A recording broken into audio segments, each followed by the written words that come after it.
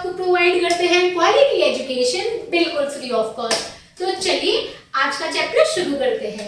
आज का चैप्टर हमारा होने वाला है नैतिक शिक्षा कक्षा 3 का पाठ 4, जिसका नाम है असली सोना, रियल गोल्ड। चलिए शुरू करते हैं। बिल्कुल ध्यान से देखेंगे चैप्टर। किसी गांव में एक किसान रहता था। किसी गांव में एक किसान रहा करता था। वह बहुत परिश्रमी तथा होशियार था। वो काफी ज्यादा मेहनत करने वाला और काफी ज्यादा होशियार दिमागदार था। वह सूर्य के निकलने से पूर्व खेतों में जाता और दिन भर मेहनत करके रात होने पर घर लौटता था। वो पूरे दिन क्या करता था? बहुत ज्यादा मेहनत करता था। सुबह सूरज निकलने से पहले वो काम के लिए निकल जाता और सूरज ढलने के बाद ही घर वापस आता था। उसके 4 पुत्र थे। उसके कितने पुत्र थे? उसके 4 पुत्र थे। वह पूरे दिन खाने पीने सोने और खेलने में समय बिताते थे। पूरे दिन क्या करते थे? खाते पीते घूमते फिरते, कुल मिलाकर वो अपना समय काफी ज्यादा व्यर्थ करते थे। अपने समय की कीमत नहीं जानते थे।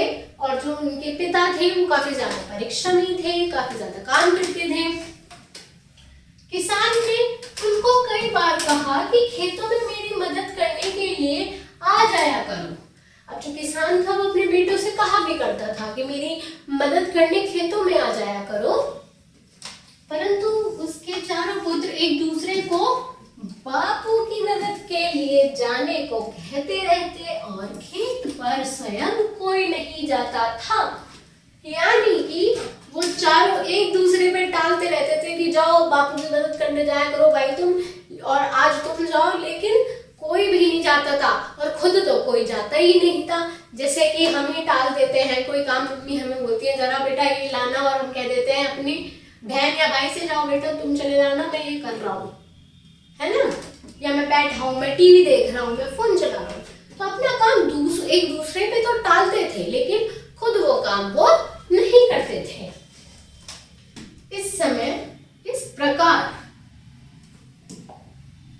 इस प्रकार समय बीतता गया। किसान बूढ़ा हो गया और काफी बीमार रहने लगा। अब समय भी काफी बीत गया और समय के साथ साथ किसान बूढ़ा हो गया और बीमार भी रहने लगा, लेकिन उसके 4 पुत्रों की दिनचर्या में कोई परिवर्तन नहीं आया।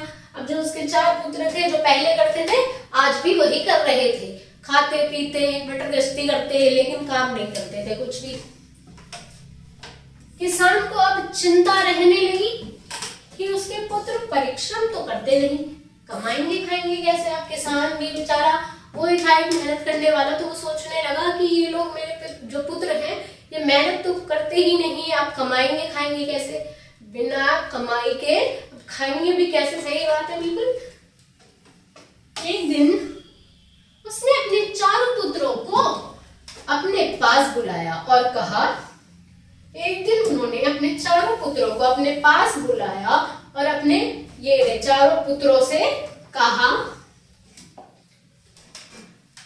बेटों कई वर्ष पहले मैंने सोने से भरा एक घड़ा खेतों में छुपाया था, परंतु अब मैं वह स्थान भूल गया हूँ। उसने अपने बेटों को बताया कि कई वर्ष पहले मैंने एक सोने से भरा हुआ घड़ा खेतों में कहीं छुपाया था, लेकिन अब मुझे वो मिल नहीं रहा। मैंने कहाँ छुपाया था वो स्थान मैं भूल गया हूँ, इसलिए मेरे मरने के बाद उसे खोज कर निकाल लेना। अब जब मैं मर जाऊंगा, मेरी उम्र हो रही है, मैं मर जाऊंगा, तो उसके बाद तुम जाकर वो घड़ा निकाल लेना, तुम्हारे काम आ जाएगा, वो तुम्हारे काम आ जाएगा। कुछ दिन बाद किसान का देहांत हो गया। जो किसान था उनका कुछ दिन बाद देहांत हो गए, वे मर गए। तब 4 पुत्रों ने सोने से भरा घड़ा निकालने का निश्चय किया और रोजाना सूर्य निकलने से पहले उन्होंने खेतों में गहरा खोदना शुरू कर दिया। तो फिर जो किसान के बेटे थे उन्होंने सोचा कि चलो अब घड़ा निकाला जाए, पिताजी तो चले गए हैं। तो वो सुबह सूरज निकलने से पहले उठ जाते थे और अपने काम पे चल देते थे और क्या करते थे, खुदाई करना उन्होंने शुरू कर दिया। चारों भाई सारा दिन पूरी मेहनत से खेत खोदते। अब चारों भाई थे, चारों भाई बहुत मेहनत करते पूरे दिन और खेत खोदा करते थे, परंतु उन्हें रोज ही निराश होकर घर लौटना पड़ता था। परंतु वो रोज निराशा से यही कराते थे। गांव वाले हैरान थे। अब जो गांव वाले थे वो भी हैरान थे कि जो बेटे कुछ करते नहीं थे वो एकदम से सारा काम कर रहे हैं, क्या बात है। चारों भाई ने गांव वालों को भी बताना ठीक नहीं समझा कि वह खेत को क्यों खोद रहे हैं। अब जो चारों भाई थे उन्होंने सोचा गांव वालों को नहीं बताते हैं। कुछ ही दिनों में उन्होंने अपने खेतों की सारी मिट्टी पलट दी। अब उन्हें ज्यादा समय नहीं लगा, पूरा खेत खोदने में उन्होंने पूरा खेत खोद मारा, परंतु कुछ नहीं मिला। लेकिन उन्हें कुछ मिला नहीं। एक दिन दोपहर के समय में थक कर एक पेड़ की छाया में आकर बैठ गए और अपने पिता को कोसने लग गए। बड़े भाई ने बोला, लगता है पिताजी ने हमसे झूठ बोला था। भगवान ऐसे आदमी को नरक में भी जगह ना दे। अब जो चारों पुत्र थे वो चारों परेशान हो गए कि यार हमने तो सारा खेत खोद दिया लेकिन हमें सोने का घड़ा तो मिला नहीं, कहाँ छुपाया पिताजी ने। तो उनमें से बड़ा भाई बोलता है, मुझे तो लगता है पिताजी ने हमसे झूठ बोला है और उन्होंने हमें इतना परेशान किया है, उन्हें तो भगवान जी नरक में भी जगह ना दे। ऐसी ऐसी बातें बोलने लगे वो चारों पुत्र अपने पिता के लिए। समीप के एक बूढ़े किसान ने उनकी निराशा का कारण जाना तो वह सारी बात समझ गया और बोला। अब पास ही एक किसान काम कर रहा था, उसने क्या किया, उनकी बात सुन ली और वो बात समझ गया और उनसे बोलने लगा कि बेटा, तुम्हारे पिताजी ने झूठ नहीं बोला था।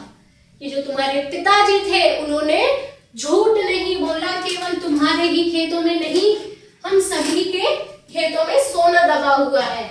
कि जो तुम्हारा खेत है सिर्फ इसमें ही सोना नहीं है, हम सभी के खेतों में सोना दबा हुआ है। कैसे भाई, उन्हें तो मिला नहीं खोदने पे। तुमने इतनी मेहनत करके अपना खेत खोद दिया है, अब तुमने इतनी मेहनत करी है, अपना पूरा खेत खोद दिया है, अब जाकर बीज ले आओ और खेतों में डाल दो। अब जाओ तुम बीज ले आओ और अपने खेतों में डाल दो, क्योंकि कोई भी बीज बोने से पहले हमें उसे मिट्टी को खोदना पड़ता है। तो जो किसान के बेटे थे उन्होंने पूरा खेत तो खोद दिया था, तो जो बूढ़े किसान थे उन्होंने उनसे कहा कि जाओ बीज ले आओ।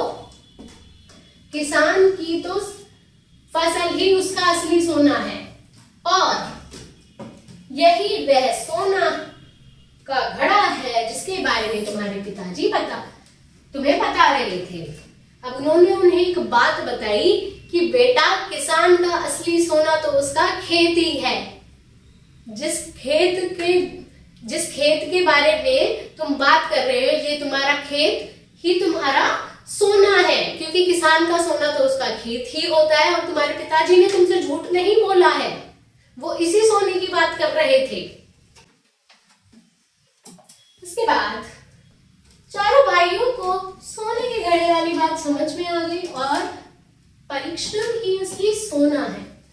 उन सभी चारों भाइयों को मतलब ये बात समझ आ गई थी कि सोने के घड़े वाली बात पिताजी ने क्यों कही थी हम लोगों को, और ये भी समझ आ गया था कि परिश्रम ही असली सोना है। बिना परिश्रम के तुम्हारे हाथ में कुछ नहीं आने वाला, अपना समय व्यर्थ कर रहे हो। उन्होंने उस दिन के बाद आलस्य और व्यर्थ समय गंवाना छोड़ दिया। उन्होंने उसके बाद क्या किया कि आलस जो उनमें था, बस खाना पीना पड़े रहना, ये सब चीजें जो करते थे और काम नहीं करते थे, वो सब छोड़ दिया और क्या शुरू कर दिया, तथा खेतों में परिश्रम करना आरंभ कर दिया। यानी कि उन्होंने अपना आलस छोड़ दिया, उन्होंने अपना पूरे टाइम जो समय बर्बाद करते थे वो सब छोड़ दिया और क्या करने लग गए, खेत में काम करने लग गए, अपने खेत पे काम करने लग गए, खूब मेहनत करते थे।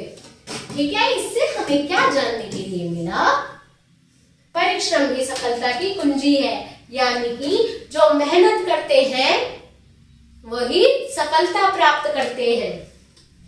परिश्रम से ही हम जीवन में सारी खुशियां पा सकते हैं और जीवन में सभी खुशियां परिश्रम द्वारा ही आता है ना। जो परिश्रम है वो एक सहायता की तरह ही काम कर रहा है हमारे जीवन में। अगर हम आलस को अपनाए रहेंगे तो हमारा जीवन नहीं बदल सकता, लेकिन अगर हम परिश्रम करते हैं, मेहनत करते हैं, तो हमारा जैसा जीवन है उससे हम अपनी लाइफ वो और भी ज्यादा बेटर बना सकते हैं। होप ये लेक्चर आपको समझ आया होगा। इस लेक्चर को यहाँ तक देखने के लिए थैंक यू बच्चों। आगे के आने वाले किसी भी लेक्चर को आप बिल्कुल भी मिस आउट ना करो, इसलिए इस चैनल को सब्सक्राइब जरूर करना। थैंक यू बच्चों।